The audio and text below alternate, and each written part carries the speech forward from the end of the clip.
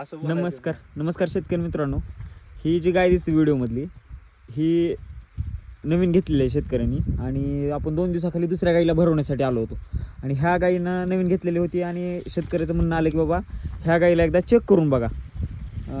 पण मला पुढं एक सिरियस केस असल्यामुळे मी पडदिशा गेलो. आपण दुसऱ्या दिवशी 2-3 दिवसानंतर आपण येणार आहे, त्यावेळेस ह्या गाईला चेकअप करून घेऊ म्हणलं. काय अडचण नाही म्हणजे लगेच दुसऱ्या दिवशी शेतकऱ्याचा फोन आला की हिचा फुगा फुटला आहे आणि वासरू बाहेर यायला लागलं.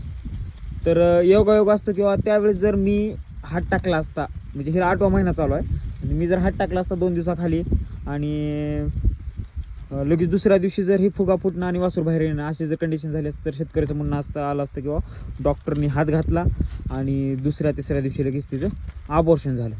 तर असा प्रकार काय होतं, काय वेळेस कावळा बसायला आणि फटा तुटायला असा प्रकार होतो आणि असा प्रकार या ठिकाणी घडलेला आहे. जर शेतकऱ्याचं नक्कीच म्हणलं असतं किंवा डॉक्टरने हात टाकला 2 दिवसाखाली, योगायोग मी ते टाकला नाही आणि 2 दिवसानंतर अशी घटना झाली, असा पण प्रकार होऊ शकतो.